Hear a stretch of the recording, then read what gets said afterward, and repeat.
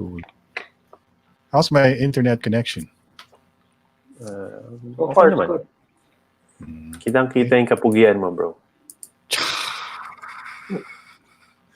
Grabe talaga. Pag matagal na tayo nagbo-vlog, nagbubulahan na tayo. Are you still using the mesh? Yeah, I'm using the mesh. Okay. So far, so good, no? Yeah. I'm happy. I have 6 here, so solid yung internet. Yeah, well, TP-Link kasi reliable. More reliable than most. Yung Tenda, ginamit ko na lang parang auxiliary.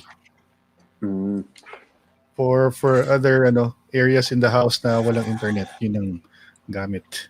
Laki kasi ng mansion mo, kailangan madaming internet. Grabe. Mansion.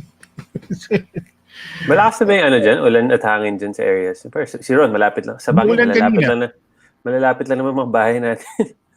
Actually, medyo malakas na. Naririnig ko na dito sa penthouse.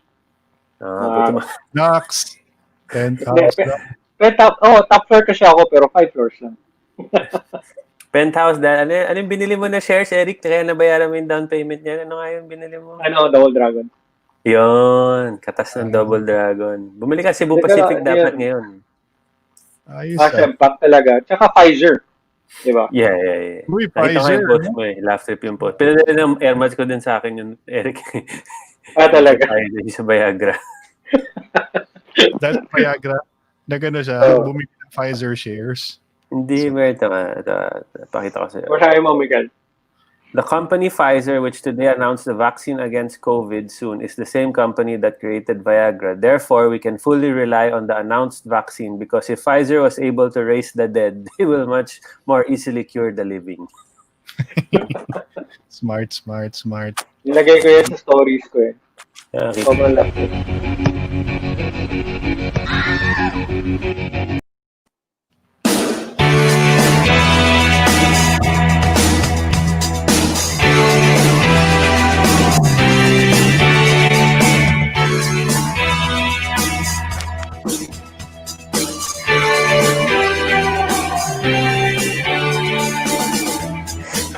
Welcome to Istoryang Futbolero. My name's Ron Poblete. I'm with Eric Madraso and, of course, the main man of Anti-Ants, Mikel Paris.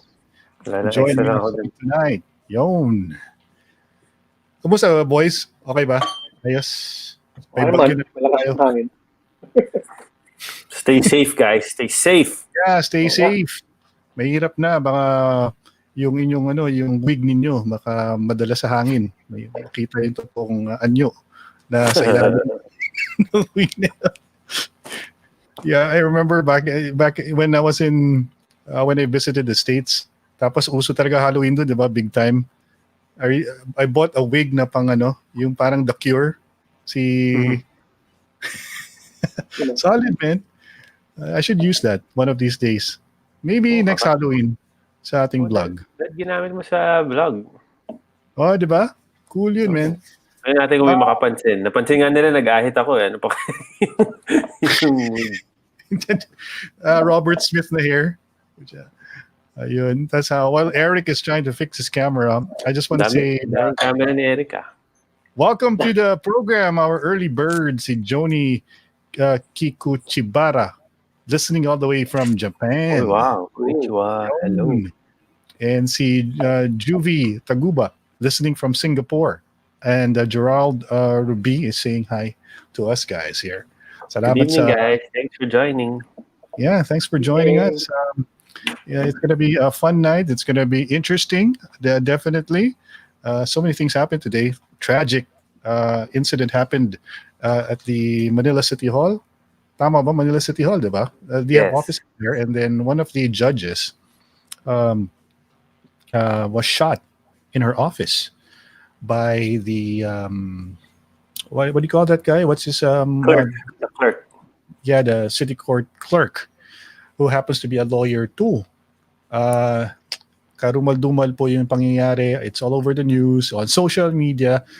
We've actually, as crazy as it is to share graphic videos of people, dead people to friends, We can't help it because we're only human. So sa Viber group namin nila Mikel and Eric, I shared like a photo of this guy, slumped in the chair with his brains blown off. And it's disturbing. It's disturbing yung mga incidents na ganyan. At So what happened? What happened there? What happened there? I mean, ano nangyari? Paano umabot sa ganun? Wala pang kwento eh. Hindi pa nabalita na ba, Mikel? Wala pang ano eh. And the only news that reached us is basically coming from the first few things that you will see if you Google the incident earlier, coming from Philstar, and also Rappler, and surprisingly, New York Times. So bigla na, wow, bilis ng New York Times bago lang ito nangyari. So I sort of like right away made the connection between Rappler and the New York Times. The New York Times picking up that piece of New York Times was able to click refresh at the time Rappler actually posted that on their website. Kaya, okay to. May bago. Pero ang alam ko kasi, Ron, syempre may investigation, but the clerk daw kasi madaming allegedly irregularities. So they confronted him and then he shot her and then shot himself, which is equally tragic on all levels. Pero anong klaseng irregularities kaya yun for him to kill the judge and kill himself? Whatever it is, it's worth murdering. There was one witness, Mikel, who described the incident or the confrontation that happened between the city clerk and the judge. Medyo talaga parang yung city clerk that was very what's the word that was the way it was described, parang siya yung a bit frazzled or parang combative siya. Combative siguro or parang siya yung may mga kaso din daw kasi siya may mga administrative cases din pala siya in the court so I don't know. I mean, again, innocent till proven guilty, we don't really know, we can just speculate, but either way tragic. Ang ko lang kahit pati ba naman yun, they blame it on Duterte, which is a bit weird. I mean, whether you like him or not, I don't understand how that's his fault. Actually, I want to bring that up because if you read the New York Times, even Rappler, you can actually see there ang kanilang they prefaced it by saying this is the 8th judge killed in the Duterte administration. Parang okay, so what's the association? What's that all about?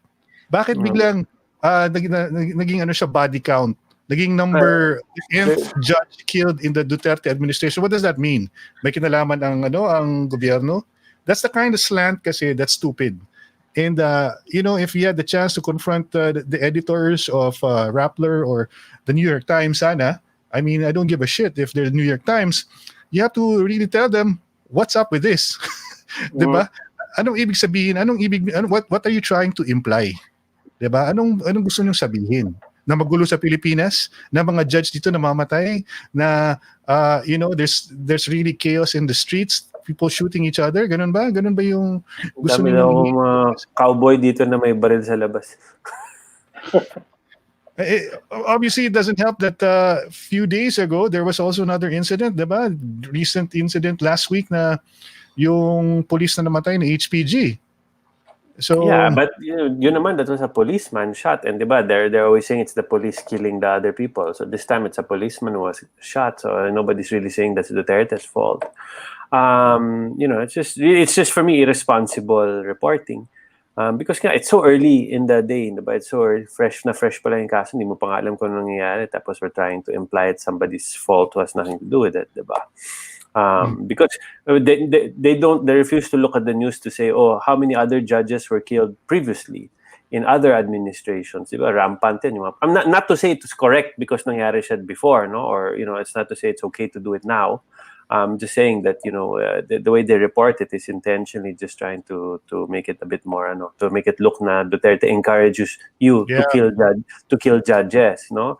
Which kahit anong sabihin nyo kay Duterte, whether you like him or not, I think you correct me if I'm wrong, Ron, yung track record ni Duterte is nothing to do with killing media or these kinds of people, diba? Galit siya sa mga addict or whatever. he's never really encouraged people to go and kill journalists or judges or whatnot. So I think it's a bit unfair, although you never know.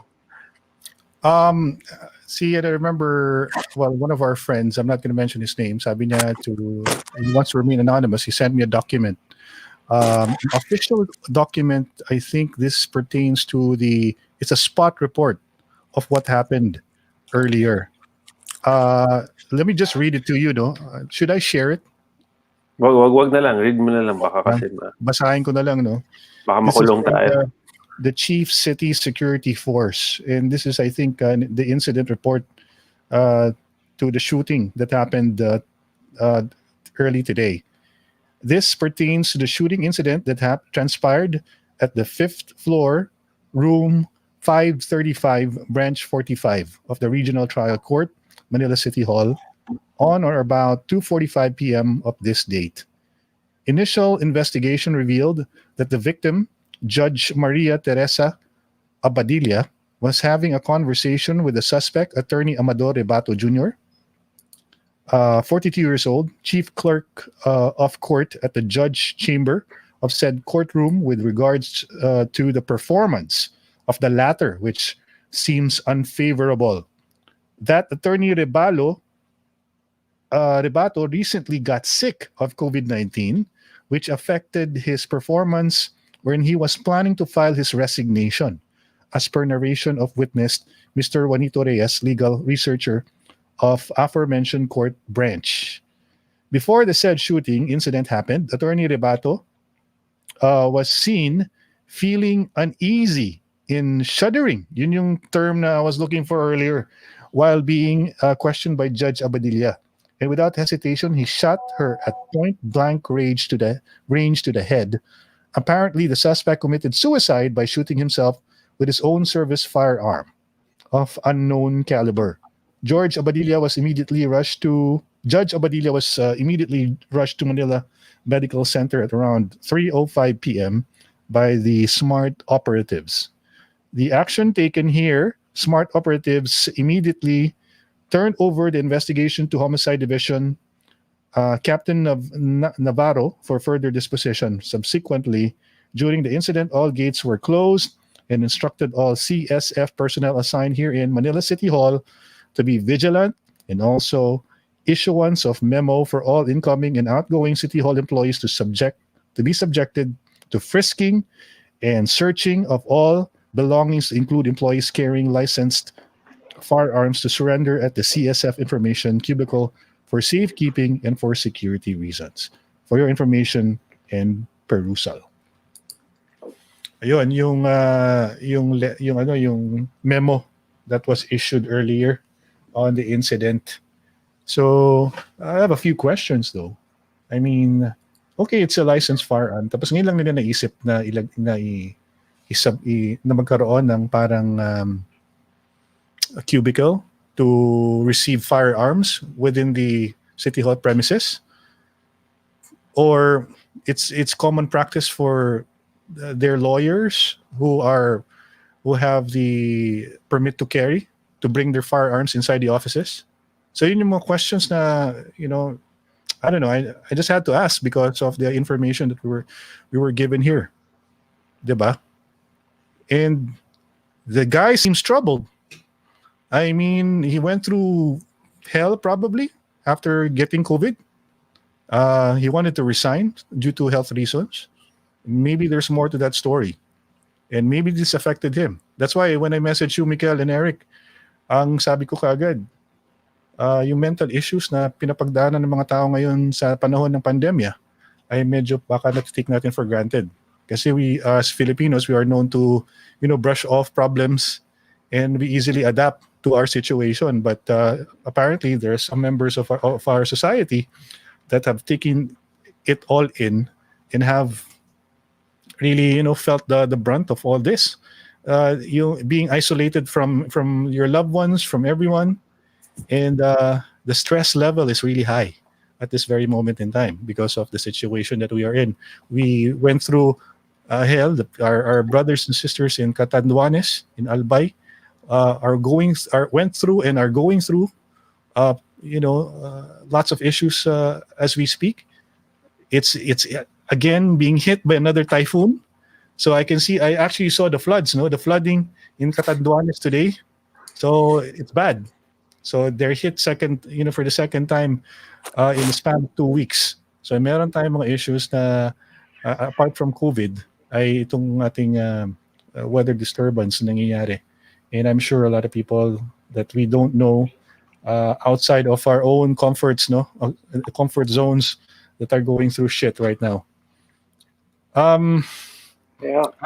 Go ahead. I'm just gonna read some of the messages here from our other group, so we can just get the ball rolling about this conversation that we want to get into. Because first of all, as much as I want to be, feel a little bit sad for the families of those involved in this incident, I am as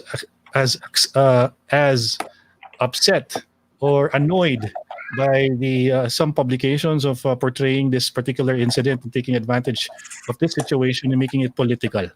Ron, Diba? nabasa mo ba ron yung New York Times article? Hindi pa. Basahin mo in full. Meron silang expert doon na nagbigay ng kanyang analysis. Hindi naman particular here, but he was quoted. Ito lang. When discussing extrajudicial killings of legal professionals, Neri Colmenares. Oh my gosh. Nakalagay dito, it must be stressed that President Duterte showed his antagonism against human rights as well as lawyers of drug suspects. See. So there. Ito, anyway, before we get into it, let me just read some. Paring Nelly talaga, oh. Diba? So, solid din ito. Wala talagang hiya. Kala ko si Jabad na eh. Just Jabad. Busy daw si Jabad. Busy. Sabi ni Sid Equibal, ito si Sid Equibal, pangalan niya Sid Equibal, I believe it's a diversionary tactic, highlighting news, making it a big issue, to overrun issues concerning CPP, NPA, NDF, associating every issue against the administration. Yon. Oo nga, si Colmenares kasi is identified with the left, diba? And they're actually under siege because of all the hearing, the Senate hearing, and then it's in the press also. There are issues about their movement and the illegal recruitment of minors are being talked about right now. Ron, may very important question si Alric dun sa baba. Paki-address. May mga magagalit kasi sa atin na tayong tatlo lang dito ngayon. Alric, pasensya na, wala si Miss Celine at Miss Sarah. Kasi si Miss Sarah, meron siyang dental emergency at meron pa siyang reports na kailangan tapusin. And si Celine ay nagpa-practice ng Reiki. Ito po ay isang Japanese meditation practice, and she has a session right now, unfortunately. So she will join us. They will join us. The two ladies will join us next week. So pasensya na, Alric, walang kagandahan sa ngayon sa ating vlog, at magtitiis ka muna sa aming mga pagmumukha. Balas natin lahat, di ba? Sorry na. Huwag kang mag-alala, Alric. Kahit kami ni Eric disappointed ngayon. Kita mo parang nalugi si Mikel at saka si Eric. I was misled. I thought Wednesday also was Kaya pala ganyan. Kaya nga Friday normally yung Friday yung day off ko kasi yun yung wala yung mga babae dito, tapos yung pala. Nakikinig ba si Sam ngayon? Busy nag-online shopping. Birthday ng nanay ko next week eh. Kaya pala last 11. Pinutos ako Hindi, sa London online shopping sa mga website, hindi ko alam. Sabi ni Michael Macrohon na only in the Philippines that everything is due to the government. Well, no, most countries naman, they like to blame everybody. Tama sa US, kasalanan ng gobyerno. Everything, that's a problem with people in most places actually. Lahat tayo, we fall victim to this. Feeling natin lahat ng nangyayari sa buhay natin kasalanan ng gobyerno. In as much as yes, meron, but it's just that you give the government too much power. Alam mo, Mikel, it's actually very encouraging that we have all this type of discussion on this blog, no? Kasi karamihan sa mga nakikinig sa atin, kaya nagtatagal sila sa ating conversation, because I'm sure we have a lot of like-minded individuals out there who like to discuss the issues. At natutuwa po kami na kayo ay nagtatagal kahit na umaabot kami ng 2 oras sa pag-uusap dito at hindi kayo napapagod sa pakikinig. Dahil ang reason bakit ako ay natutuwa na kayo ay nagtatagal ay dahil kailangan talagang, if you really want to understand the issues, you have to take a deep dive.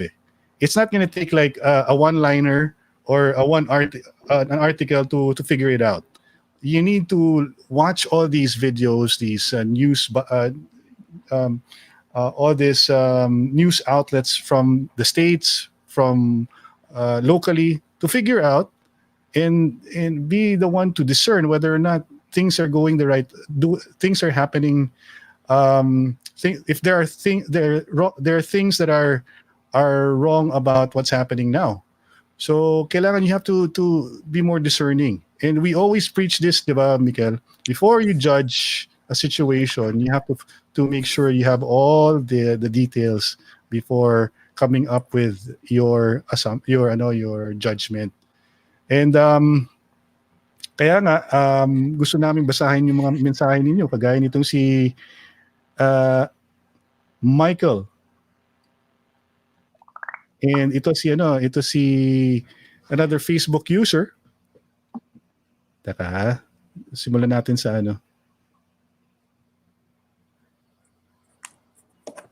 si Jeff Natario, itong mga antidote pilit ikino-connect sa presidente ang mga honghang talaga. Word of the day, honghang. Honghang. Okay, so kaya ako nasabi na kailangan mag-deep dive at panoorin po ninyo yung mga usually na hindi nyo pinapanood. Kasi I have a habit of watching mga news clips from YouTube. Meron na rin tayong YouTube na you can search anything, right? If you want to watch like a particular TV news programs in the States, you can just go to YouTube and look for, say, NBC, ABC, Fox News, to have a balanced point of view from what's happening in the States. And one thing that you'll notice, especially the liberal-leaning news outlets like CNN, ABC, NBC, there's a program on NBC where they had like a round table na discussion. And there's this black pundit na talagang, Trump he's a dictator. Ganyan, ganyan yung mga bukang bibig, yung talagang, alam mo, I know Trump does it too, hyperbole, but they seem to like take on that type of conversation where everything is exaggerated, whether you're for the liberals or for the conservatives. It's not, they don't say things in an exact manner. The problem with that is there's the animosity that's happening between two parties is becoming worse by the day. And dun mo masabi, okay, NBC, you have like New York Times exaggerating what's happening in the Philippines, not discounting even doing their own research before publishing a piece of news. Remember the time that happened with Rappler nung nagkaroon ng hostage taking sa casino to, Resorts World. Yeah, diba they said it was terrorist kagad and everything and sabi na yung mga terrorist daw, tapos pinipilit pa talaga nila yung pala as some deranged guy na who went amok. And did they ever issue a retraction of that and to say sorry na sorry? Yeah. I don't remember any. Nakakatakot lang din. Bad trip talaga yung rap. But what upsets me so much about the New York Times article, obviously this is the tragic news, diba? But if you read further into it, it's basically saying that the Philippines is so dangerous. Na ever since Duterte won, it's so dangerous. People are afraid to leave their houses. But for some reason, he is still so popular. Parang, what the heck? I'm sure there are still may mga issues pa rin dyan na medyo may mga delikado pa rin. There's still crime, diba? But to paint a picture like that na New York Times pa naman, a lot of people read that, 'di ba? So kuwari Amerikano ka, you're reading about the Philippines, yung kita mo lang yan, isipin mo lang, grabe dun sa Pilipinas, pag lumalabas sila, binabaril sila. Kung feeling nila adik yan, papatayin ka, and a lot of people are believing this, like ilan na pag-usapan natin dito before, di ba, mga relatives ko abroad, feeling nila everyday may barilan dito, or it's so unsafe, it's more unsafe than ever. But what we see on a day-to-day basis is a bit different. I mean, I don't know, kasi kung may mga viewers tayo dyan na nanonood na you have stories na medyo mas magulo sa mga area nyo, please enlighten us. Kasi nga ako, I talk to our mga team members namin, we ask them, kamusta naman sa mga area nyo? And for the most part, people say, mas okay. So it's very rare that I hear na, grabe sa area namin, dahil mga adik, mas delikado pa ngayon. Diba? I don't know. So if there are people out there who can enlighten me, please do. But the thing is, to say na majority of the places here are unsafe, na the Philippines is such a dangerous place to walk around, is really, really bad for me. Parang it's not fair to paint my country in that light when you're not even from this place. Diba? Wala ka naman dito. And whoever is feeding them that information should be really held accountable. For me, personally lang. Kasi they're not doing it because they love the Philippines. They want the foreigners to think that it's so bad here so that the foreigners will come and take over and fix it. And for me, I cannot condone that. Kasi what I see on a day-to-day basis and what I feel on a day-to-day basis is not what they're painting in their newspapers. I saw our interview with Megyn Kelly, formerly of Fox News. Sabi niya, the media has really gone out of their way. She was pertaining to how they portray Donald Trump in the media because they have something against him. And I think it's the same thing now because they have this whole narrative about dictators and about authoritarian regimes, and they paint it with bold one brush itong lahat ng mga personalities na to that would appear to fit that mold.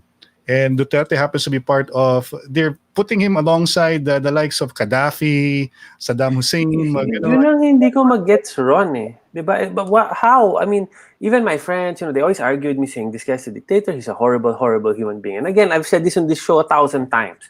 I'm not a 100% Duterte supporter. There are things I'm not happy about, but I cannot sit here in all honesty and say, one, napaka-dangerous dito sa areas natin. Two, it's a dictator, everything is changed because of him. No naman, di ba? We're still allowed to live our lives. We're actually, prior to COVID, most of us were having, the economy was good, we were thriving, we were all playing football, doing all sorts of things, di ba? Pero pag binasa mo yung news from outside, di ba? So many malls were opening, daming gimmickan, everybody was out enjoying themselves. People felt safe, people would walk neighborhoods without worrying about drug addicts or pushers, bothering them. But the thing is, meron pa rin crime, di ba? Hindi naman nawala yung crime and all that. But yung sa akin lang is the way it's painted. It's like it's the most horrible, violent place, and it's all because this one person tells everybody to shoot anybody I don't like and all sorts of stuff. And for me, it's really, really misguided.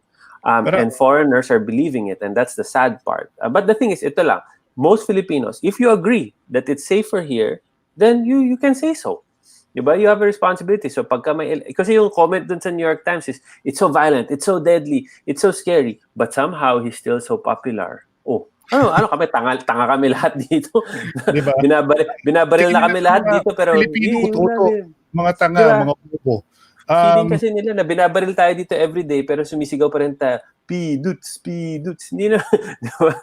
Labo. Ang problema niyan, Mikel, the ones who are spreading this type of news, ano, Rick? Parang kung gano'n man lang din. Nawala yung audio mo, mahina Rick. Yung audio mo, Rick, mahina Rick. Mahina na naman. Oo. Yung point nga nito na madalas itong mga tao na kilala natin na parang nilang nami-mention na magulo dito sa Pilipinas ay kinakalat nila sa ibang bansa. At they are the same source. These people who represent Rappler, the likes of New York Times, or yung mga liberal-leaning na media, like Inquirer, they take all these bits and comments from these people that we know that also comment on social media who are riling against the president since 2016, and this has been their ongoing narrative. It's their battle cry na this president is is a killer. He's a dictator. He slaughters people. It's bad in the Philippines, magulo. But the rest of us are like, what the heck? What's going on here? Yeah. Yun nga yung sinasabi ni Mikel about that New York Times article. It's so bad in the Philippines, but somehow Duterte is still popular. So parang ano tayo, everyday gusto natin, sana ako na naman yung mabaril next time, swerte-swerte ko naman, mabaril ako ni Duterte, something like that. Is that how they think Filipinos are?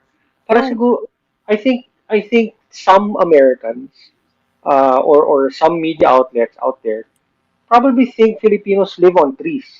Alam mo yun? Parang wala tayong alam, ang bobobo natin, taga-bundok, mga ganun. Ako lang yun. Gusto ko sila i-associate every bad thing that's happening in the Philippines to oppression. And if something like that happens in the States, gusto nila sakyan kaagad yung issue na yun. Kagaya yung Black Lives Matter. Remember that? When there was a rally in the States na sobrang daming nagprotesta, bilang itong mga ugok na to nandito sa Pilipinas, yung opposition, dapat tayo ganun rin dito sa Pilipinas. Dapat may oppression dito. Diba? Sino ibabla? Sila, parang mga gago. Ha? Drug pushers' lives matter. Sige, yun na lang ang gawin natin. Drug pushers' lives matter. But okay, so I might get in trouble again for this with America. So New York Times, American newspaper, talking to us about how dangerous our streets are. My God, sa America, how many people are shot there on a day-to-day basis and killed? How many people walk around with guns there? Like it's their right. They can walk around with machine guns and all of that, and they kill each other. There's certain cities in America that the crime rate is so bad, diba? It's so bad. But then they're looking at you saying, "Hey, you're so bad in your place. There's killing. How bad?" Parang what the heck, man? It's like holier than thou. Exactly. I don't get it. Why they, if let's say a country like Canada or Switzerland came and said, "Hey, we're a bit worried about the violence in the Philippines," I'd be like, "Okay, yeah, fair enough. We can address that. Diba? We can answer your questions." But when America, the country that, how many people have we seen get shot there? And also, but they're the ones who tell us. If you like Dave Chappelle, remember there was this Dave Chappelle has been speaking. He's been like the sort of like the voice of reason in America these days. If you guys were able to watch him here in live in the Philippines, you're definitely one of those memorable shows because he's such a smart guy. He says what it is. Kumbaga wala siyang unfiltered, sinasabi niya kung ano talaga yung sitwasyon. At yun, I mean, he sabi nila, look, you guys have been having issues regarding racism here in the States, pero this has been before COVID. Before COVID, there were mass shootings all the time in America. Diba? Thank COVID that nagkaroon ng reprieve. Natigil yung mga mass shootings. Pero ang gulo talaga, may kaguluhan talaga sa Amerika na medyo malalim ang pinanggagalingan.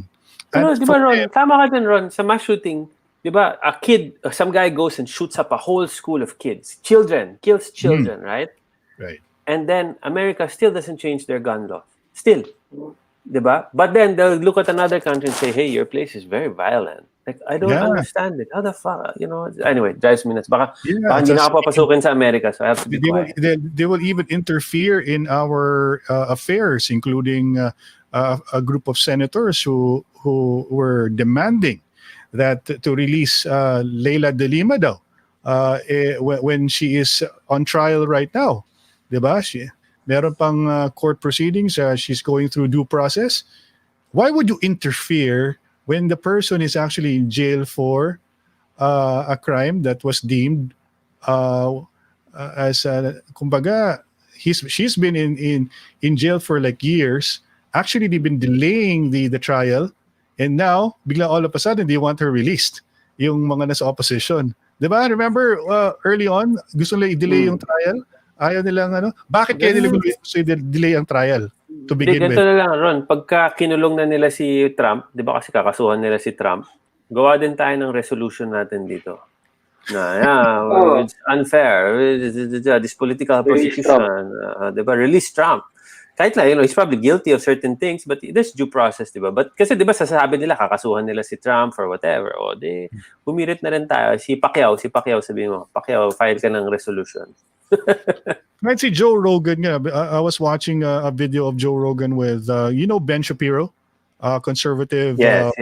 pundit, blogger in the States, very very popular conservative voice in America.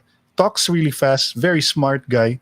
He studied law in Harvard, and it's funny because he and si Joe Rogan, who belong to the opposite poles of the political spectrum, they actually get along. And he had this really good 2-hour conversation on Joe Rogan show about what's happening in America. Very interesting yung mga conversations niya. And he himself he's actually saying that there are certain things na people can't seem to be in the middle. It's either extremes parate. Kung anti-Duterte ka, wala kang pakialam kung may ginawa siyang tama. Extremes parate. He's a dictator to me. He's a killer to me. I don't like him. He's uncouth. Bastos ang bibig niya. He's Bisaya. Ayaw ko siya maging presidente. And in the same vein, tayo mga supporters na ni presidente, we ended up getting tired of listening to the other side. To a point, maybe sometimes they have like really good points that you want to have a conversation with, but we refuse to listen to them because of the fact that we're just sick and tired of listening to their complaints. So there's that disparity happening in our country, in society now, which is even worse in America. Na grabe doon, talagang hindi na taga sila nakikinig sa isa't isa. That's why the messaging that you hear right now from the winning tandem of Biden and Kamala Harris is Kamala Harris. Sorry. Kamala Harris is, we want to work together so we can bring up each other. Parang ganun yung messaging nila ngayon eh. Na, sabi ni Biden, I'm not here as the president of the Democratic Party. I'm here as the president of the United States of America. And that is the type of messaging that they want to, and unfortunately, si Trump is, ayaw pa niyang mag-concede. And just recently, si Pompeo, yung state, yung kanilang state secretary, sabi niya, and I quote, the transition from Trump to the second Trump administration. Yung yun daw yung magiging mangyayaring transition daw. So that means they're not conceding, and they will do everything's necessary to make sure that they have until January ata to do stuff. January 20 yung December yung magiging official pronouncement coming from their election yung COMELEC nila. And then that's when they will officially declare, and then the inauguration will happen in January 20 next year in the United States. So, kaya nga medyo nagtataka ang media bakit nagdudwindle yung kanilang viewership, yung listenership, yung readership nila. It's because of this. And people are left with ang nangyayari tuloy dahil hindi na tayo naniniwala sa mainstream media, we end up getting our information from social media, which is not exactly the most accurate as well. Because, diba? I mean, they put us in a very difficult situation, unfortunately, because their leanings, their biases, and the power, the abuse of power is very apparent from all the things that have been happening. Diba? Sabihin natin mga 20 years ago, 20, 30 years ago, pag naglabas sa news, para sa atin, it's gospel. Diba? Parang, totoo yan. Nasa news eh. Diba? Nasa news eh. So, uy, legit ito. Diba? Yeah. Pero ngayon, right now, pag nabasa mo sa news, parang mapapaisip kayo, parang totoo kaya ito. Alam mo yun? Like me, kunwari may nabasa ako sa news, whatever, ganyan. Mag-google pa ako, maghanap pa ako niyan. Anong kwento dito? And I ask people, I ask friends, I ask you guys, ganun, for your opinion, kung ano yung alam niyo. Tapos, I get to the real truth, di ba? ang dami na may miss out talaga ng media kasi may mga deadline sila. Kailangan nila maglabas ng articles and stuff like that. Katulad itong New York Times, siguro, pa-deadline na yung reporter na yun. Nag-refresh lang siya sa Rappler. Ayun, may nakuha ako dito. Yun na lang i-report ko. Pero tama, Rick, Makes maganda you yung wonder, point. di ba? Mikael, But Rick, tama, go, Ron, go. tama naman yung point ni Eric eh. Kahit na yung mga kaibigan natin sa media, I actually work with somebody who used to work for Inquirer. She's a veteran journalist, and she explains that the reason why sometimes when a news article comes out on the newspaper and it's incomplete or inaccurate, it's because they're in a hurry to they want to be the first to bring this out, because if they don't, it's going to be old news. So they actually take the risk of being inaccurate, or they take on the slant so that it can get more eyeballs, diba? Tapos they want more engagement if it's online. That's why they do it. And the intention. The only time that they'll retract is when somebody important complains. Correct. But it makes you wonder, di ba? Like, Rick, yung sa point mo na ngayon, pag may news, di ba, we double check it. Before, we used to think it's gospel truth. Makes you wonder, how many times did they lie to us before? Di ba? Di ba? Oh, yeah. All those years, di ba? They're all, kasi di naman nagbago yung mga dyaryo na yan. They've always had a backer. They've always had some person trying to sway to get, it's historically there, whether in the States or here. Who owns the news company, di ba? Tanong mo, yun yung unang tanong mo, who are they supporting? But to the point of like si Ron, yung sa speed ng news, discuss na natin to dati, is nowadays you have to give the news like that. And it doesn't have to be a whole article, just one headline. Na it can come out on Twitter that people will use. Because otherwise, like you said, if they really do fact-checking, take the time to read it, wala na. The next day, pang ilan ka na dun sa Twitter feed na miss mo na. But before, like, you watch some movies, diba? Like, the guy goes to his editor saying, I have this brilliant scoop, ganyan. Sabihin ng editor, no, we can't put that out yet. Come back to me with more. Yeah. Kasi, diba? It's always in those mga movies and the shows, diba? Ngayon, puta, wala lang ganyan. Sige, labas mo na yan. Diba? Okay na yan. Plus, you have to ask, diba? So they do that. One, so it's inaccurate because nagmamadali sila. They don't have time to fact check. People just don't have the patience for that. But two, it's also like who is paying them to do it, diba? It's one thing to release inaccurate news only because you didn't have time, but it's another thing to release inaccurate news because you're being paid to do so, or it's really the intention of your newspaper is to mislead or to guide people towards a certain belief. And then the third thing is, before, ang lakas ng influence ng media. Sobrang lakas. They can win elections, so you really had to make sip-sip to all the newspapers and all sorts of stuff. Now, that influence has dwindled.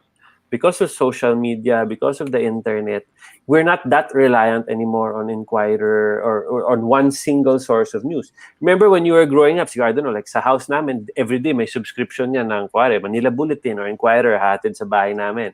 Yun ang binabasa ng parents ko, Manila Bulletin or Inquirer. Nowadays, wala na yan. Wala na subscription because there's just so much news you can choose.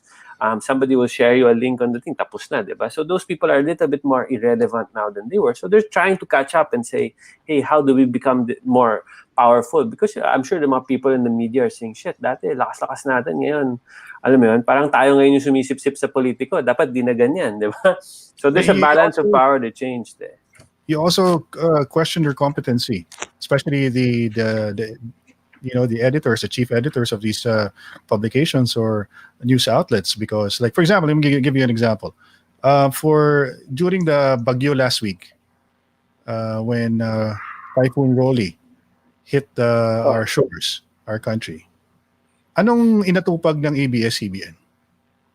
Pumunta sila sa Manila Bay. Dolomite. Para i-check yung Dolomite kung ma-withstand niyo yung typhoon. Paano naging news yun? Paano naging nagkaroon ng bakit biglang who in their right mind thinks that is newsworthy? 'Di ba? Kita mo, nakakatawa nga, 'di ba, ginagawa nilang meme yan. Merong yung OB van ng ABS-CBN nandoon mismo sa may Manila Bay. May kumukuha ng picture nun. Tapos tingnan mo mga bangers Bad trip sila, umiwas yung bagyo sa Manila Bay. Minimension kung gaano ka daming dolomite ang nabawas sa beach ng Manila Bay. 'Di ba? Ano lang, saka may nag-uutos sa kanila eh. 'Di ba? Yeah. So it's really the big bosses that are making the decisions and they're calling the shots kung anong ilalabas sa media or sa news outlets nila, 'di ba? And it's really sad na ganun yung nangyayari ngayon na it's very politically influenced. Dennis. Alam mo, ganda, Dennis, panalo ka palagi, Dennis. Favorite ito, Dennis. Ganda ng meme na yan sa pang social media yan, Dennis. Talagang pasok yan kung magkaroon tayo ng meme. Dolomite matters. Kung sa Amerika, Black Lives Matters. Dito sa Pilipinas, Dolomite Matters. Panalo, bro. Ucha, magiging viral yan. Bukas din, gagawa ko ng meme. Hashtag Dolomite Matters. Hashtag may bagyo ngayon ron. Pacheck mo sa ABS sa Manila Bay. Baka meron na naman nakapark doon na ABS lang. Ayan, no? Sabi ni Julia Trenta. Yun. Kung maganda rin tayo mag-media watch. Tingnan natin kung ilan... Actually, i-check nyo dun sa... In fairness, baka naman may iba pa din mga media dun nakaabang last week. Si ABS lang yung pinicturean. You never know. But then it looks like it was just ABS nakaabang dun. Pero sarap ng buhay ng mga reporter na yan, ha? Talagang nawalan hindi komplikado yung kailang trabaho. Well, kung nakaabang ka lang sa Dolomite, pero there's some of them, nakikita mo yung nagre-report hanggang dito na yung baha. Or alam mo yung dati, yung talagang lakas na lang hangin, nandun pa siya. Sino ba yun? Si Kanoy ba yun? Basta iba-iba yun. Lilipad na sila doon. Pero... Diba? Yung mga ganun. yung mga ang dami nila. Buhay din yung mga... diba? So, may mga... Then some of them go to mga war-torn areas talaga. So, may mga talaga mahirap. Pero may iba petics lang talaga. Depende kung ano assignment mo. Yeah, yan po. Nakakatawa nga yun sa Typhoon Rolly. May reporter ng ABS-CBN na nagre-report siya, nandun siya sa bagyo. Tapos nahangin na siya, nadadala siya ng hangin. Pero merong isang tao nakahawak sa kanya. Hinahawakan siya para hindi daw siya malipad. Tao lang din yun eh. Maglilipad din yun, di ba? Nakakatawa lang. Parang, hawakan mo ako ha. It's getting ridiculous. Intern bro. You have to work your way to the top. You have to hold my hand so I don't fly. Yung mga hindi binabayaran ng ABS-CBN, hawakan mo ako. Yung mga hindi pa regular na empleyado yan. You have to prove your worth. Pagka 20 years ka na dito, okay ka na. Saka ka namin bayaran. Thank you kay Alexander Pabruada for watching. He's watching all the way from Antipolo City. Sana safe dyan sa Antipolo. Malakas na yung dito sa labas. And hangin, naririnig ko na nga dito. The malls closed early today, Eric. Mga 6 or 7 nagsara yung mga malls today. Pinauwi rin kami lahat. I mean, yung people who went to the office today. Siguro mga alauna pa lang pinauwi na sila. Yung mga kasama namin sa DILG magang pinauwi. Yung mga nasa opisina. 2 o'clock pa lang pinauwi na sila. Si Zephaniah Seth, good evening, Futboleros. Good evening. How you doing? Yun. Sino yan? How you doing? Joey Tribbiani. That guy's funny. Meron pa tayong viewer from Mabalacat, Pampanga. Hayop. Yun. Baka may mga viewer tayo dyan from ano ba yun? San Manuel Tarlac ba yun? San Manuel ba yun? Kung saan si Mayor Donya, baka gusto nyo kami balitaan. Taga Davao. Si Kokoy, Si Desky yung tinag niya. Pag si Weng daw, foods matter.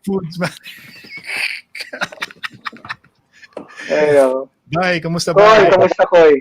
Yun. Si Jeff is watching us while sipping her favorite black coffee. Uy, anong coffee yan? Anong coffee yan? Lalaki ata yan.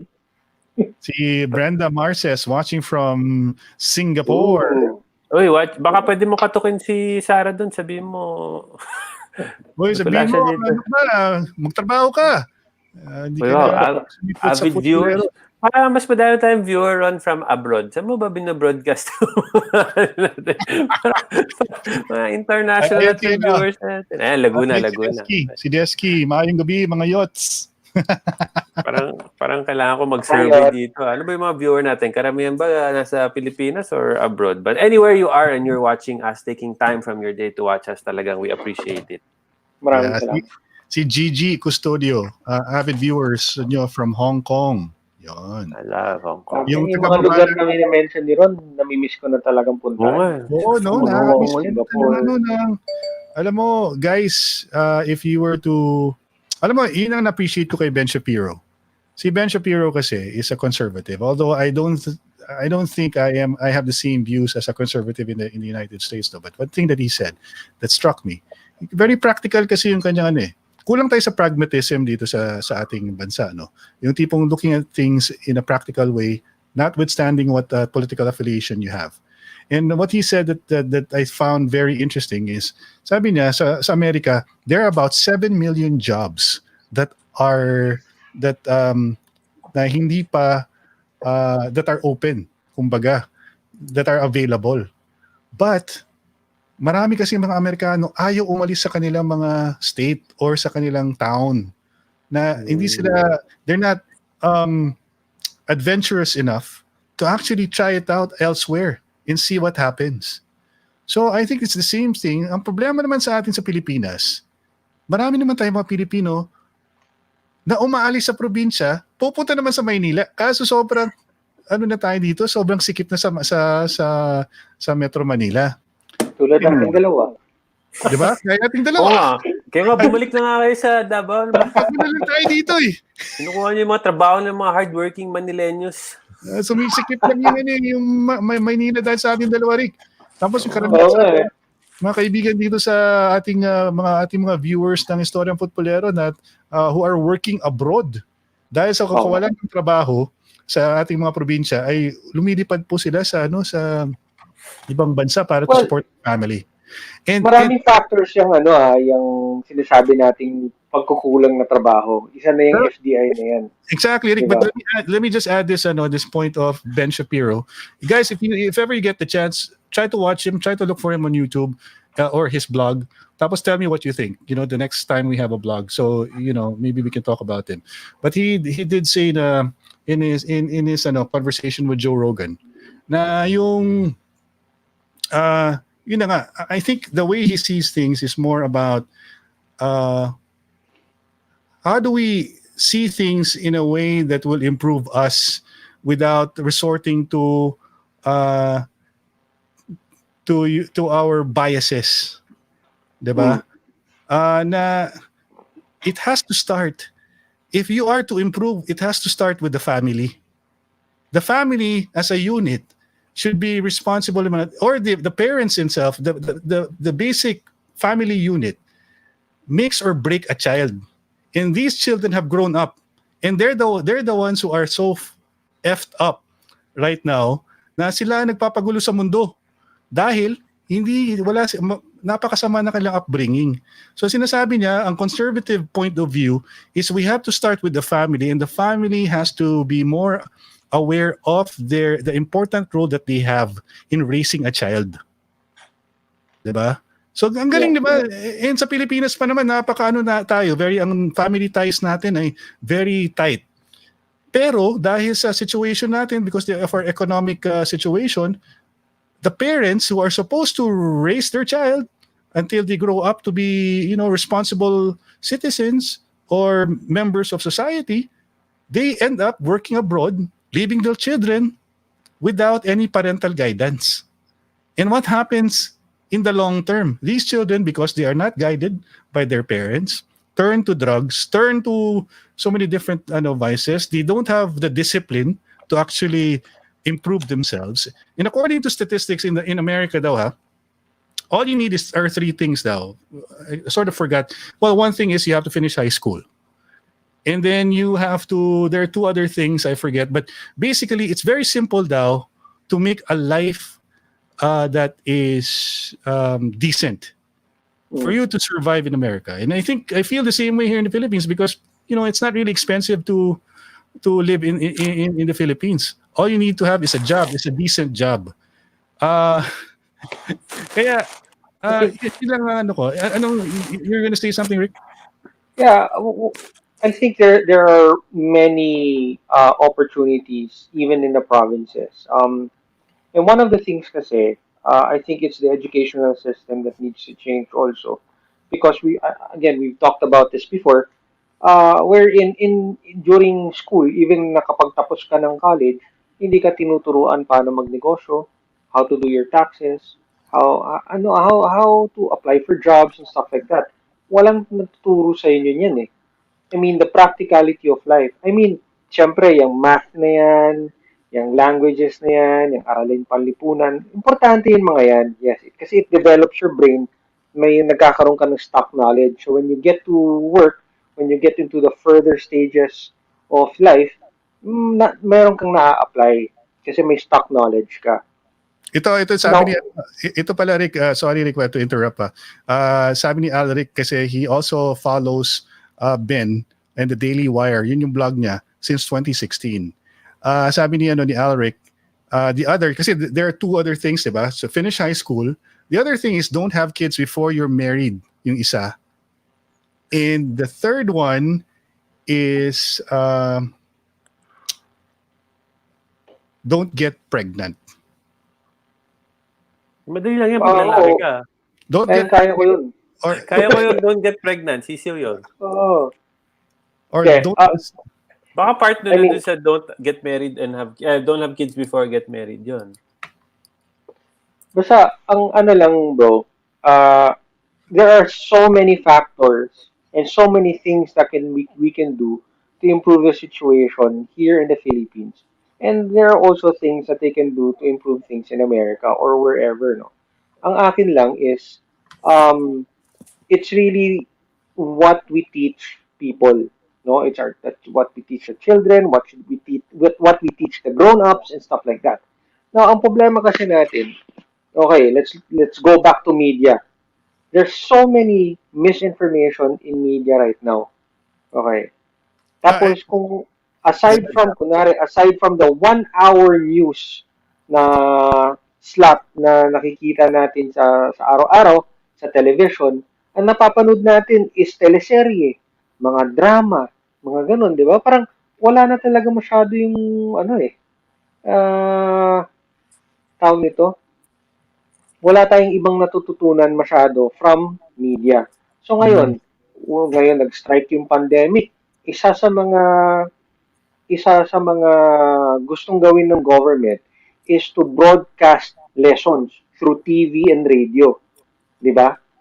And ano ang naging reaction ng ibang tao? Oh my God, that's unheard of, 'di ba? Parang hindi sila sanay eh. Because what they actually get from television is just garbage. Diba? That's why I don't watch television much anymore. Hindi Ako may cable TV ako dito, and there are only two channels that I tune into. HBO tsaka Fox Movies. ito Rick, Fox na, I found it already the three things that Ben Shapiro is recommending that Get people a job. Get a job. yun, get a job yung pangalawa. Graduate high school, get a job, and don't have kids until you are married. Kaya sabi ni Joe Rogan sa conversation nilang dalawa. Kaya that's one of the reasons why he thinks yung ating religiosity or yung ating being dependent on religion actually helps in terms of keeping you straight. Diba? Kasi the values that are being set forth, like for example, if you believe in Christianity, yung mga good values na talagang totoo naman, tama naman, di ba? Like for example, yung sinite na example ni Ben Shapiro, one thing that he followed as a conservative, he never had sex until he got married. Loser. The joke. joke. Tawa sa itsura ni Miguel. Sabi mo, loser. Doon na, tama yan. Lalo na sa mga bata, tama yan. Yeah. But I mean even so, if hindi ka nag-graduate ng high school, you had a kid before marriage, tapos yung third yung second, di ba, get a job and something like that, you can still rebound eh. Kahit nagawa mo yung mga yan. So, meron pa rin mga stories na of success na kahit na yun, hindi nakapag-graduate ng high school, married with 5 kids na maaga, gano'n, nakaka-rebound pa rin sila eh. It's just that, Super. ano yung mga kailangan mong gawin when you're in that situation. Yan ang kailangan matutunan ng mga tao. Kasi people, pag wala sila, kung kunyari, they're driven up the wall na, wala, or in a corner, hindi na nila alam kung anong gagawin nila, that's when they start thinking, magnanakaw na lang siguro ako, may naka-display lang dyan yung bag, kunin ko na. Di ba? Diyan sila nakakaisip eh. Pero pag bigyan na sila ng proper knowledge or information on what to do with their lives and how they can actually turn it around, then things happen for the better. Yeah, Yun ang that's true. You know, I have yeah. some friends who a very, very good barkada, nakabuntis sila nung high school. And I remember at the time, it was such a big deal. We're like, oh man, anong gagawin natin? Diba? It was a big dilemma. But those guys are extremely successful now. They were able to turn it around and used it as it's not to say I encourage it. It's just that if it does happen to you, you find yourself in that situation na kuwari, di ka nakagraduate ng high school or nakabuntis ka na maaga, it's not the end of the world. It's really how you adapt to it and how you find ways out. Kasi nga minsan when you're in the corner also, there's one, you can go the other way na pwede kang magnakaw or what. The other time is pagka nasa corner ka, that's when you really think it's fight or flight, but you have to find a way to get it, and you have to sometimes man up, grow up. Mapapaaga lang yung pag-grow up mo eh. Grow up eh. Because there's things will happen to you in your life mo. You can find a job right after college, but then you can get fired or the company could close. Ay, mga ganon. So there's many different things. Ang point natin ni Ben Shapiro dun sa about getting married before having kids is that karamihan kasi sa Amerika, based on statistics, yung mga naghihirap are usually are yung mga single parents. Yung isa Dito rin naman. Hindi lang din. Pero Well, agree, yes, I mean, Ben Shapiro has very good points, but it's not the end all. No, it's not the end of the world pag nangyari sa yun. And that's what we need to and I think that's what we need people to understand. Maganda yung message ni Ben Shapiro, but there is still light after this, at the end of this tunnel. Kunwari ito, yung sinabi ni Zephaniah dito sa about people making fun of people doing small negosyo, okay? Maybe we should start not making fun of people na negosyo na maliit. Grabe kasi namang limang maliit yung ibang tao. And that's very true. And usually pa talaga yung magtitingin or people who look down on you would be family pa. Di ba? Would be your friends. Kaya sa totoo lang, kunwari, yung mga hirit na naghihirap na siya, nagbebenta na lang ng ng pumpong at saka mga ganun. For example, profession ko insurance. Okay? Ang tingin ng mga tao, pag pumunta ka na, naging ahente ka na ng insurance, walang-wala ka na. Parang last straw mo na yan. Di ba? And it's not really that eh. Okay? Kaya kami, ang tinuturo namin sa mga ahente, number one, if you become an insurance agent, you have to learn how to eat rejection, especially from family. Because family, they will start, parang iiwasan ka na ng pamilya mo once you start talking about insurance. Kaya sa mga tao, kasi sa experience ko, it's better to sell to strangers than to friends and family first. Kasi kahit na successful ka na, kunwari successful ka ng ahente, gano'n, ang laki na ng kinikita mo, family and friends, they will still get from other people. Yan ang nakakatawa. Kasi, it got me thinking tuloy that, if ang Pilipino ba nag-imbento ng term na status symbol? Kasi, alam mo, dito sa Pilipinas, sobrang arte natin when it comes to respecting people and their jobs. Actually, not just here, but dito yung most common. Like, you go somewhere, they will ask you, what do you do for a living? It's always a thing. And then they will gauge paano ka nila i-respect after nung sagot mo. Alam mo yun? Pag sinabi ko, ako sabihin ko, Auntie Ans, uy, wow, Auntie Ans. Diba? All of a sudden, ang ganda na ng usapan, feeling nila kung sino akong big time na ewan. But I'm sure if I said, nagbibenta akong condo or even insurance, it'll be a different conversation entirely. And that for me, that for me is very disgusting. So like the other day, with my son in the car, umabas kami, kasi I sold my big car. I have a nice 4x4 before I sold it so that we can buy a food truck for Auntie Ans, diba? So magawa na ng puhunan, diba? I said, we can use this. We don't use naman the big car. And then I bought a smaller car. It's not our usual car. It's a smaller car. And then we're talking to my son about it. And you know, my kids were like, naaliw sila kasi kahit maliit lang yung car, it's not our usual fancy car. It had so many things, right? And then I was talking to him. I said, you know, dito sa Pilipinas, sadly, a lot of people think they need to have a nice car. Because that's how people will respect them. So like if you show up to a friend's party or a meeting or something, tas maganda yung auto mo, immediately sabihin nila, wow, yaman nito. I need to, you know, okay tong guy na to. If you show up in a cheap car, they'll be like, who's this? Walang pera to. Hindi siya successful. And not to imply anything, Mikel, no? Even in the States, di ba, yung ating mga kapatid na nurses na nagtatrabaho sa Amerika, ang first thing na binibili nila is a BMW. Bakit? Yeah, exactly. Because it shows that you've landed, you've done things. And I get it. It's nice to have these good things. It's good. But I was explaining to my son, let's say for me in particular, I bought this smaller, cheaper car, and I'm happy with it because it's safe, it can do the thing. And I don't care if I show up in somewhere, sabihin nila, I mean, because ako, in many ways, I've already achieved, you know, people know me as the Auntie Ans guy or whatever. So most people will say, okay yan. Baka sabihin pa, uy, wow, at least si Mikel medyo humble. Diba? Sa totoo lang, wala lang talaga akong pambili ng mga fancy cars ngayon. Diba? And I'm really not into cars anyway. It gets you from A to B. It keeps your family safe. That's more than enough. But I'm trying to teach my kids. Sapatos. Uy, isa palang binili ko recently. But I just want to teach my kids that it's not those, those materialistic things. You shouldn't gauge somebody's character based on that.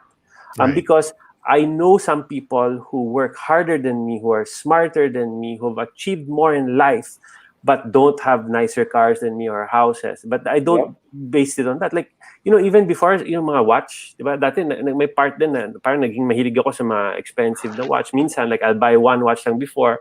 And it was more because... I got one watch before. And it was like, you know, I fell into this trap where people would say, no, you know, it's important when you show up to a meeting that you're wearing a nice watch. That's true. I said, what the heck? Why does it matter what the heck watch I'm wearing? If they're meeting me because it's me, you know, what I have to talk about. But it's just first impressions eh. Madami talaga mga old school na they will bankrupt themselves trying to look rich. Sa Pilipinas, ang daming ganyan. Bibili ng mga designer handbag. Wala lang ang pera. Pero bibili ng designer handbag, ganyan-ganyan lahat. Pero biglang makikita mo na lang a few months from now, kuwari may nagkasakit sa family or something, wala na lahat. Kailangan ng pera, they'll start borrowing money. But, you know, you didn't have to buy a 50,000 peso handbag. Yeah. But Filipinos fall into the trap all the time because we're so into status symbol. Ron, high school pa lang tayo. Alam mo yun, yung mga pati yung jeans mo, kailangan Girbo. Diba dati? Diba Girbo yung kutsa? Ngayon, mura-mura na lang yung Girbo. Diba? 501, button fly.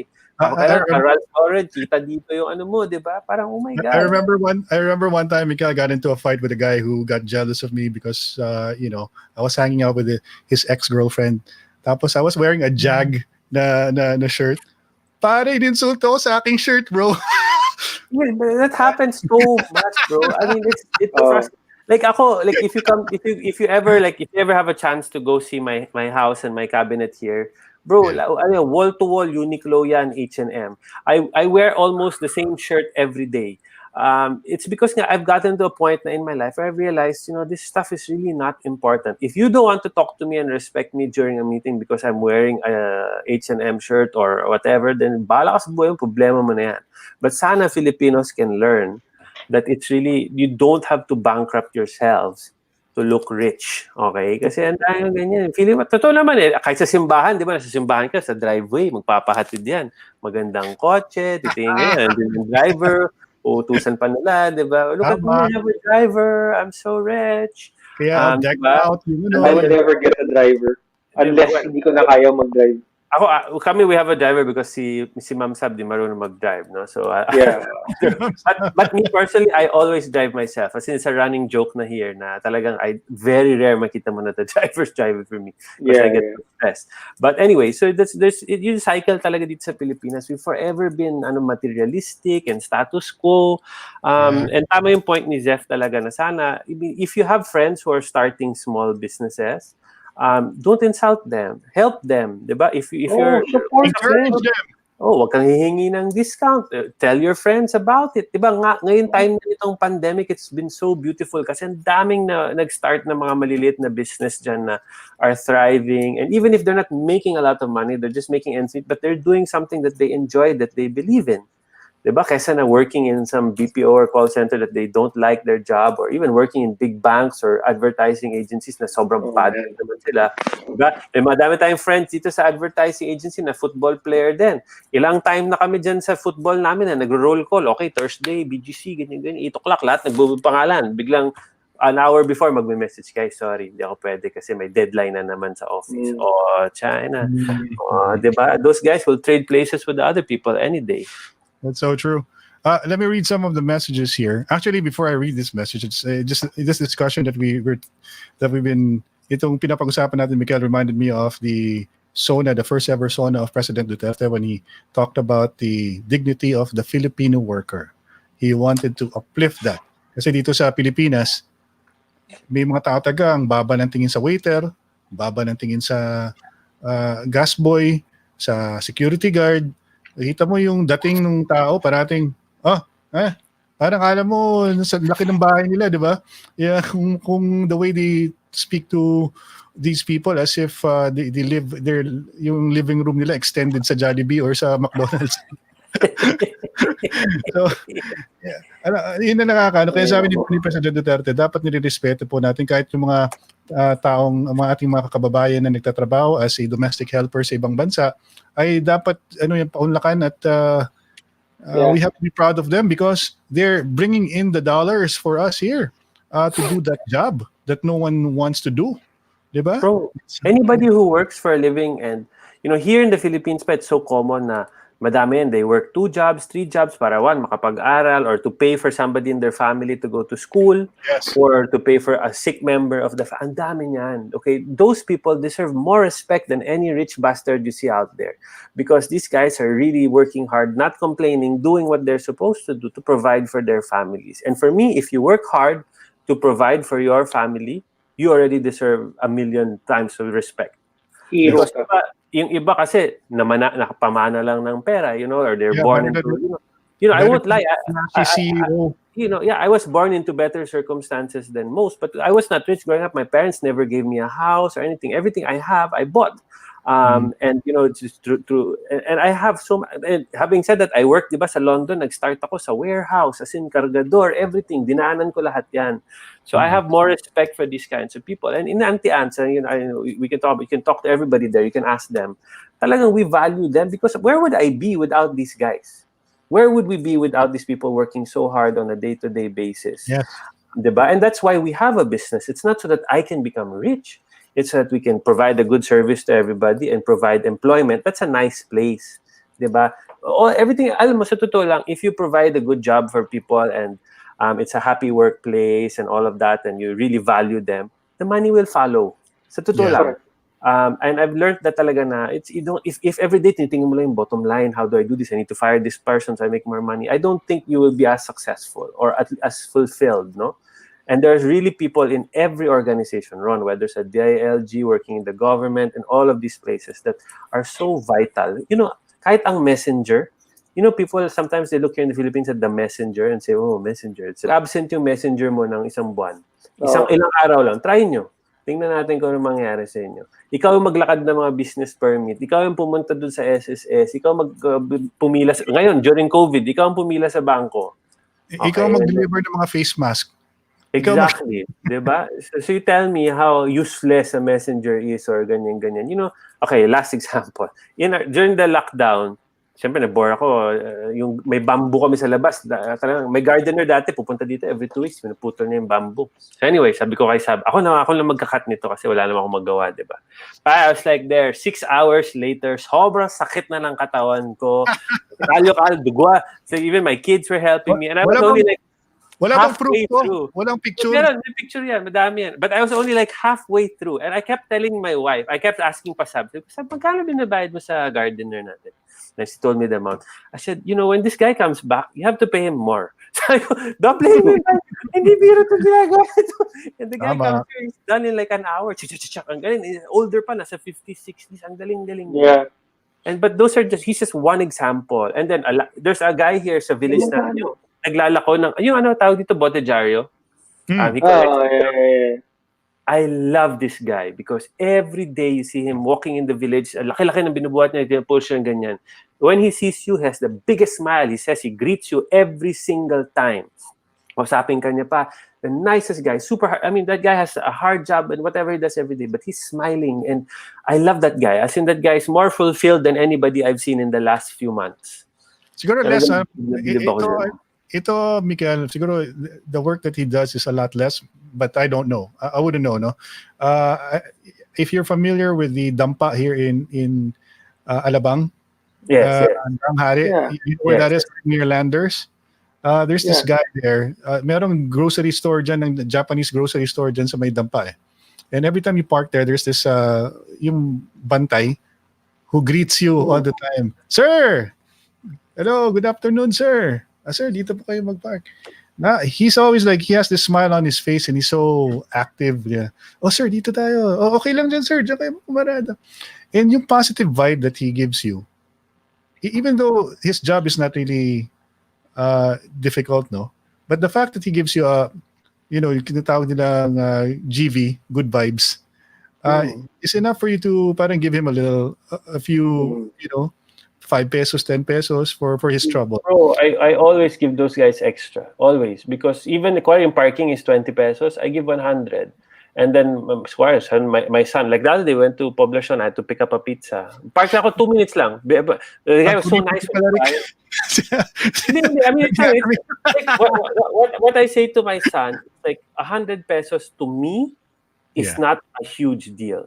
But when I gave that guy that 100 pesos, and I want my kids to see it, gusto ko makita nila. I mean, not everybody can afford to give 100 each time you go, diba? But, I'm in a position. But gusto ko lang, those small things make a difference, especially if that guy did a good job. Right. Diba? Yun. Kasi ayoko isipin ng mga tao, barbero lang yan, I should only give 50 pesos tip. Ay, naku, hindi. Diba? Barbero ko, spoiled sa akin. Yun na nga. Pwede ba mag-apply? Magbarbero na lang sa Eric. Ano ko pala, big masahista. Baka lang ako masahista, bro. Mag-set ako ng flash mask.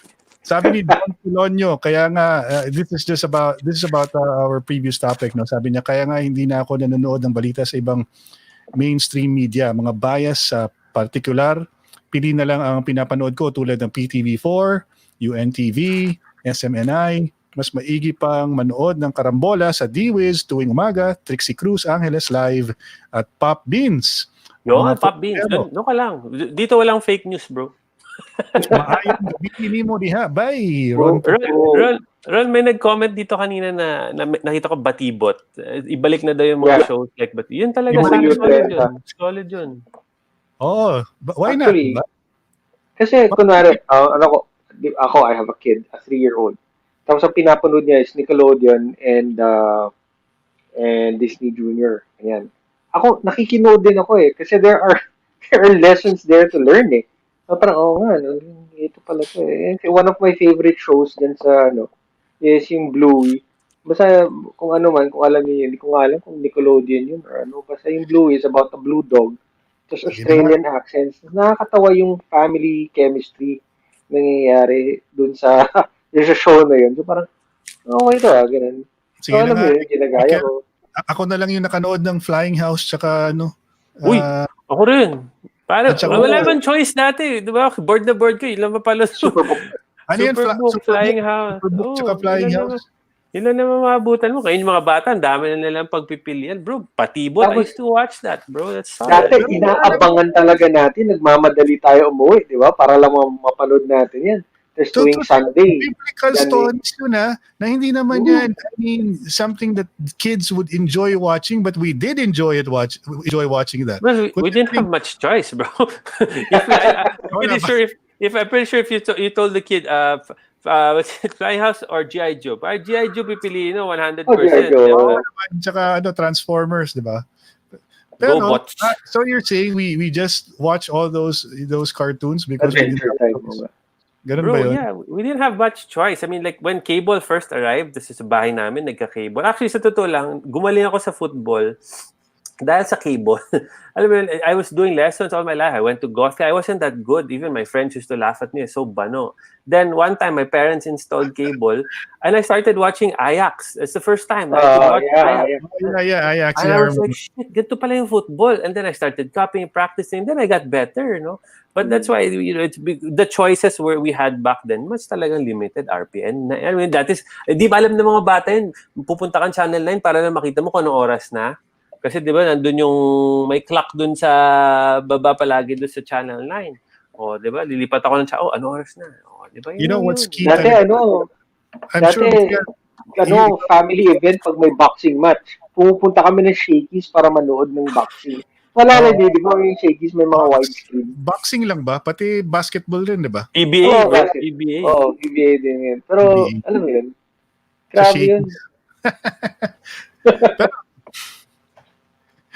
Anyway, let me read. Sabi ni Rachel Alvis, media is included in my son's module. We even had to make a slogan about media with a theme. Media sa panahon ng pandemyang COVID-19. Sadly, we're not watching news regularly. Yun. Well, it's probably better that you're not watching news because if you just check the news, it's all end of the world. We're all gonna die. Everybody hates each other. And sometimes it's just more bad, diba? Ako, sa totoo lang, when I check the news, I just feel worse. So it's like you have to limit your news intake for a day.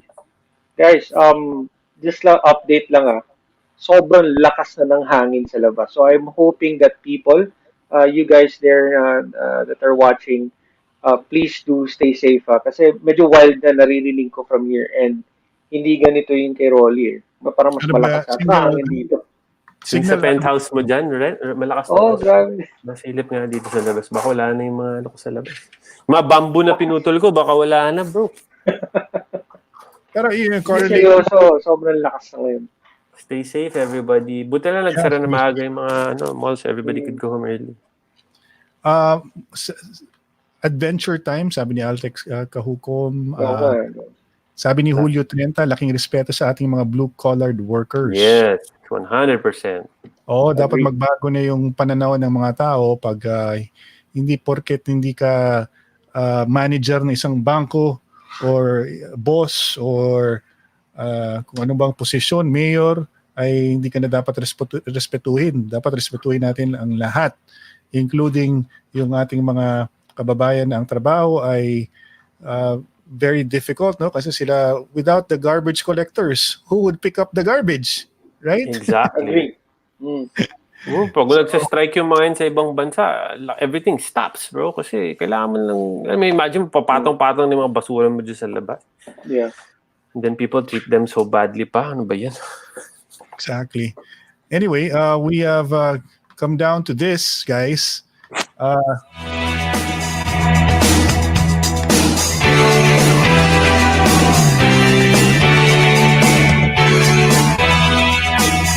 FGS, a feel-good song.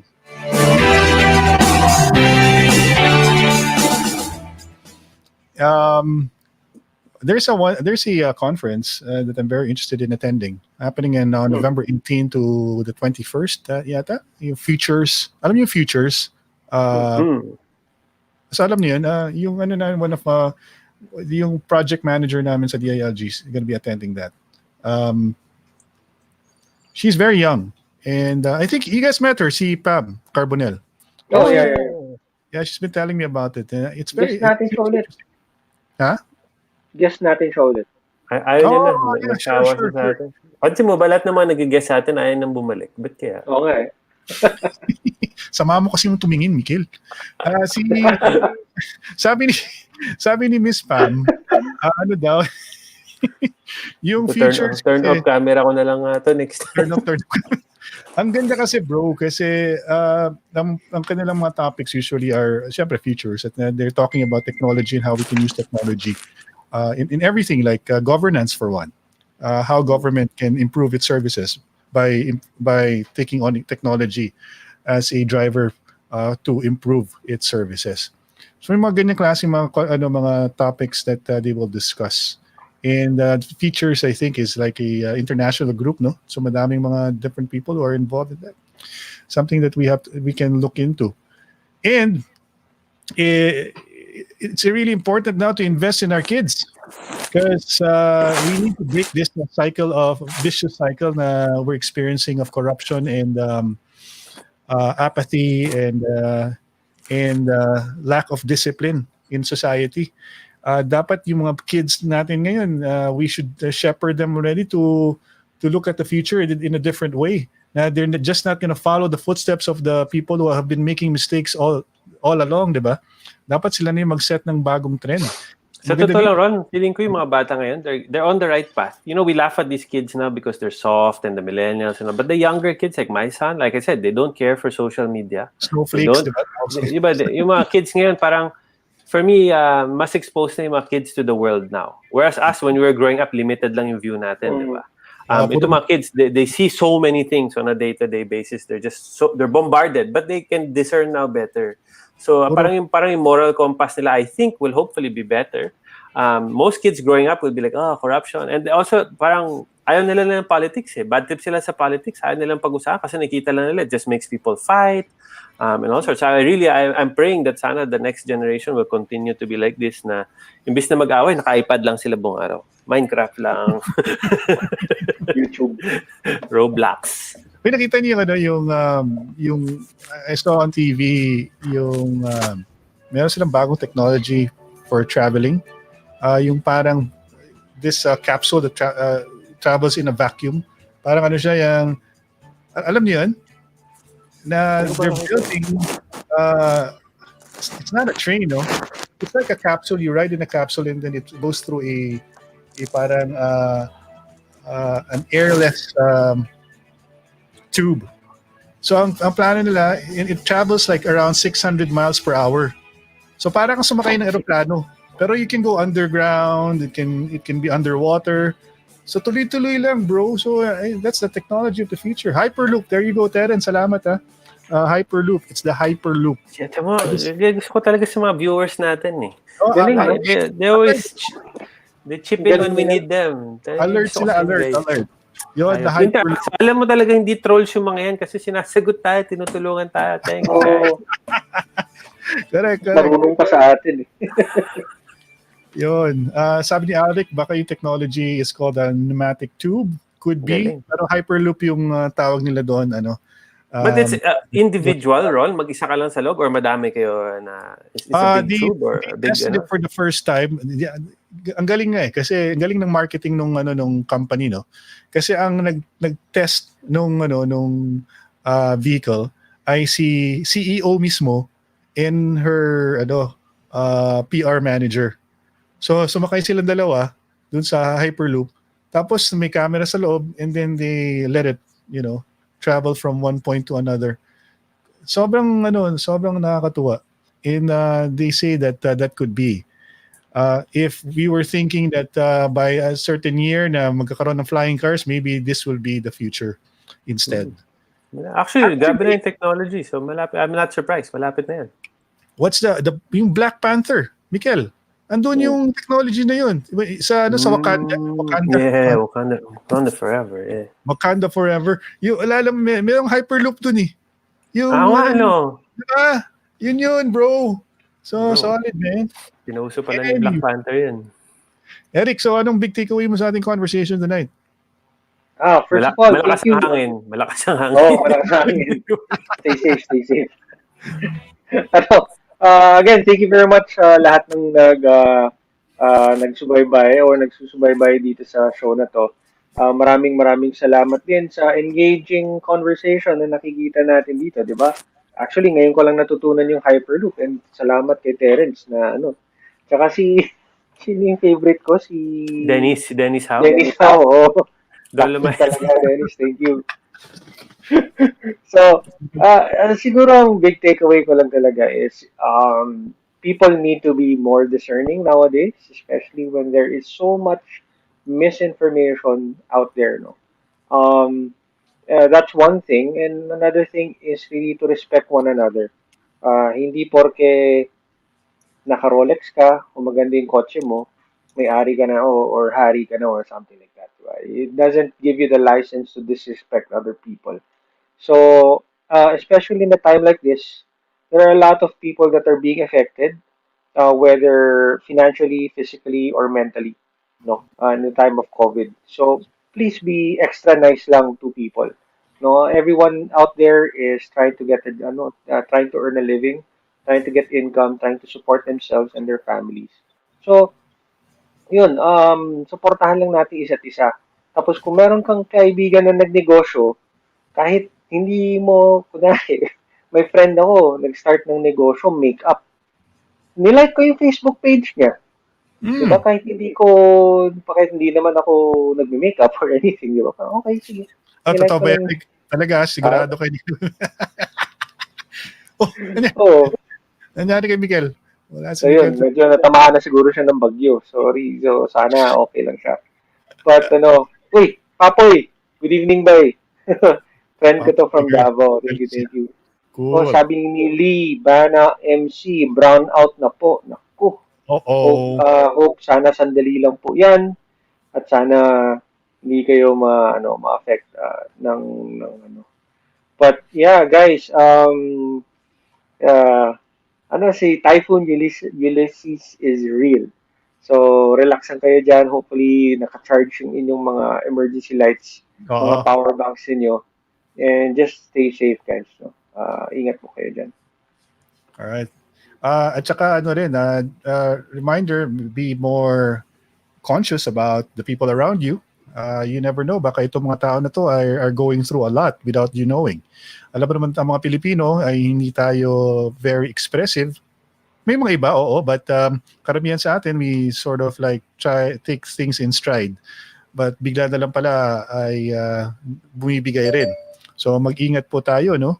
At maging observant tayo sa ating mga minamahal sa buhay. At pag sa tingin natin they're in trouble, then be the person who will be there. Just siguro be a person to talk to, or yung presence alone will make a big difference. Kasi ito mga nangyari kagaya, si Miguel biglang nawala. Nag-brown out. Nag-brown out? Dumilig dito. Kala ko dito na si Rappler. Kala mo, pinatayan ka niya, no? Si Rappler pa. Pare, CIA yun. Pinarandam lang ng CIA. Inoff lang nila yung kuryente sandali. New York Times, I'm sorry na.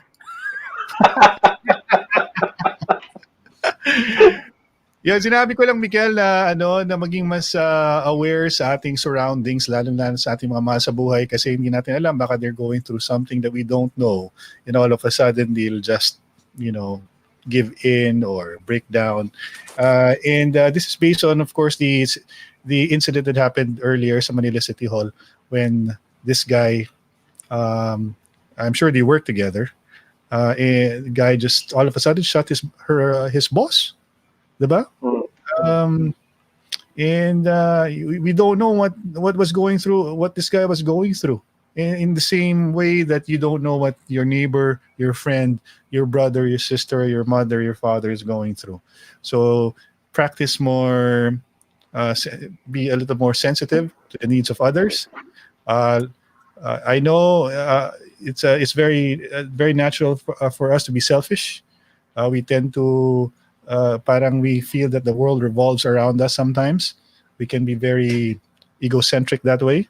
But I think it's about time that we understand that the only way a society can progress is if it really sinks in and we internalize the importance of others in making our lives worthwhile or meaningful.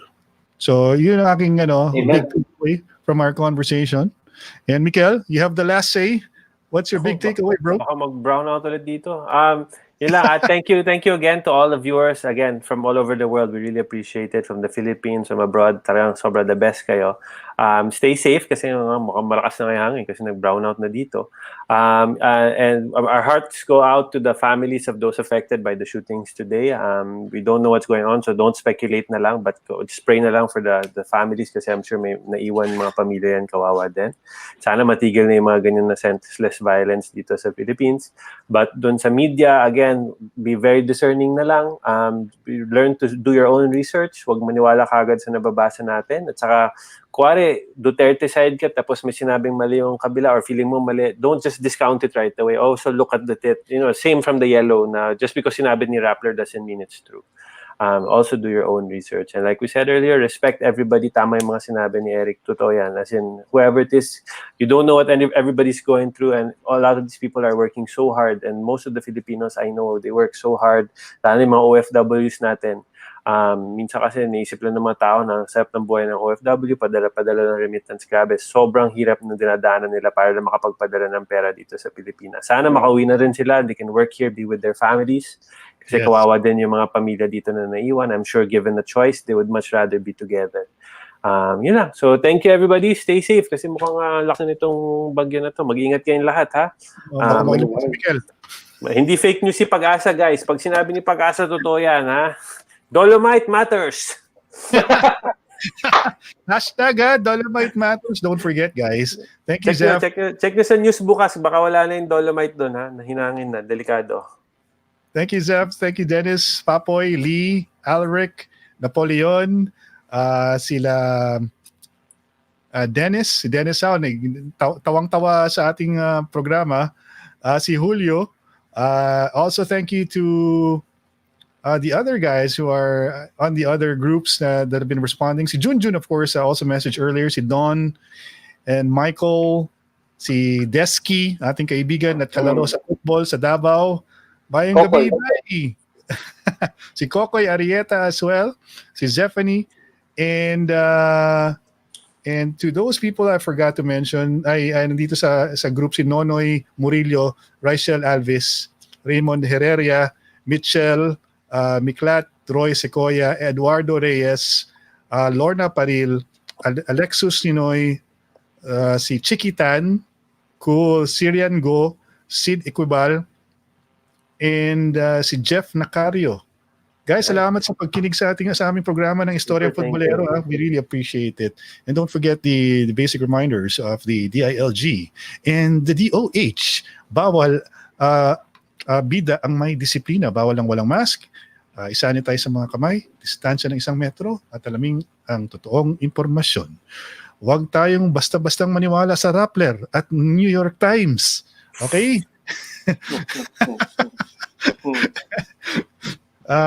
Be your own researcher. At wala rin naman kayong ginagawa sometimes. Then if you're really interested in a subject matter, go research about it. And don't forget to check out si Ben Shapiro if you're interested in finding out more about this conservative pundit from the United States. Napakatalinong tao. At panoorin si Joe Rogan to have a balanced outlook on the political issues in America today. Okay, so that's it, folks. Have a good one, and have a good night. Stay safe, guys. We'll see you soon. Bye.